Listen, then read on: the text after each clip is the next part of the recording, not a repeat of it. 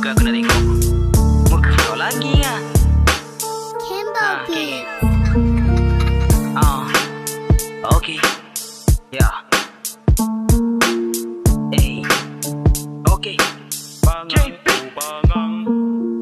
Lah ni ngangan nak fun tapi dia rap makin funny. Aku layan walau bosan bukan cari publicity. Skill baru aku dengar makin naik menyampah. Hidang nasi anda basi sampai lagu jadi sampah. Tak payah kau nak rap kalau awal kena bungkus. Skill kau semua whack. Tak payah perasan bagus. Perasan pun tak dengar bunyi lagu jadi tight.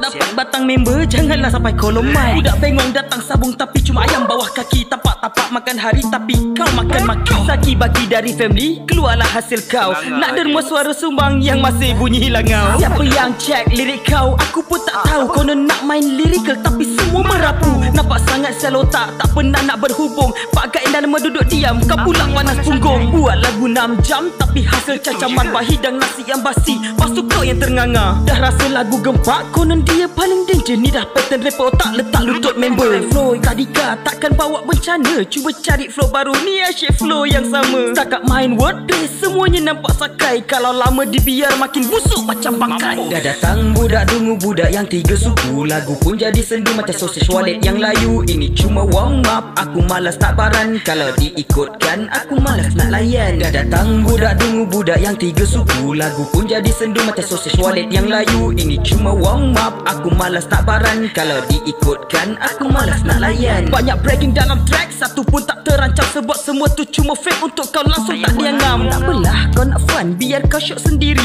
Upgrade lebih 1 minit tak rasa nak buat geli. Better kau duduk diam, cukuplah satu lagu. Buat sakit telinga aku dengan rap bodoh standard kayu. Kalau betul nak rap, cari siapa diri lu. Penat aku nak faham rap bunyi macam dalam kelambu. Noah, dari dulu kau mulut spesies taik. Kalau dah power, kenapa kami tak naik? Nak buat distract. Kalau betul korang ni power, kenapa tak naik dekat atas? Macam budak-budak lah Bukimak. Ya sekurangnya berani reply lagu, bukan macam kau reply guna lagu tahun yang lalu.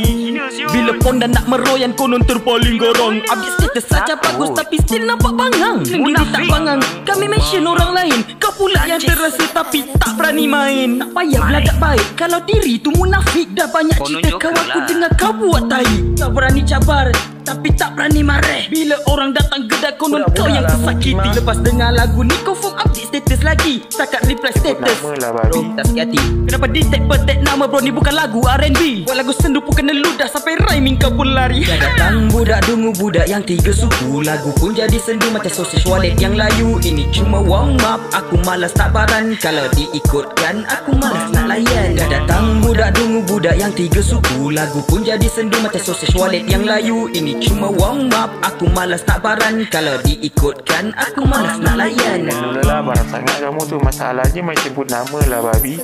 Macam budak-budak lah balas kat status.